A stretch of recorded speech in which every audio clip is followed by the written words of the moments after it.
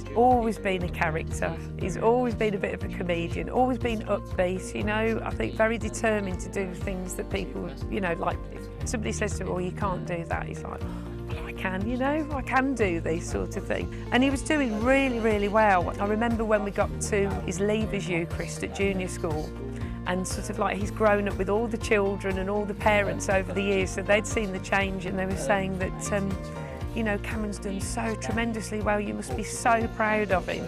And within a couple of days of that, he just had the most horrendous, life-changing breakdown. And I think his mental health has actually been more debilitating than his physical condition. My condition is a type of muscular dystrophy. It means that I can't do as much like walking, or I can't lift as many things that are heavy than other people can. I'm not as strong as everyone else. He always sees the bright side of things. Sometimes he comes down over it, but he does always see the bright side of things. Knowing that the doctors said when I was little that I probably wouldn't walk and that like I couldn't swallow properly, and I was tube fed for like the first couple of years of my life, and I think I've really coped thanks to my family and friends who've just got me through quite a rough time, and I think I've kind of got myself through it as well because I've been strong.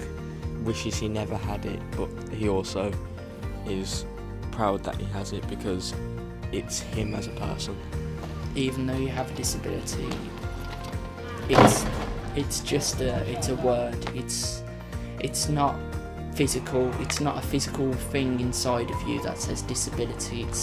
Try to think of it as an advantage to play the sport that I've always wanted to play, which is football. Being a Villa fan, it's good that there's the Villa Rockets, which is the wheelchair football team. He's picked up the game, he's matured a lot, he's become one of the more experienced players and has grown up quite a lot. First met Cameron Dixon when he applied to become part of the Rare Youth Project for Rare Revolution magazine. He applied to become a political correspondent because of his absolute passion for politics and history. I am very interested in politics, and I did do an article for the magazine, and I helped interview Nicola Sturgeon, and I interviewed an MP called Andrew Barry at Westminster.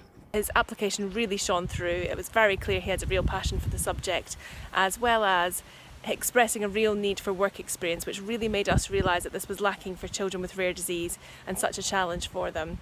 Just push through with a positive attitude and a positive mind about your disability, and think that you can do whatever you want. You can travel the world, you can do any job you want, you can do any sport you want, and think that everything will be how you want it to be.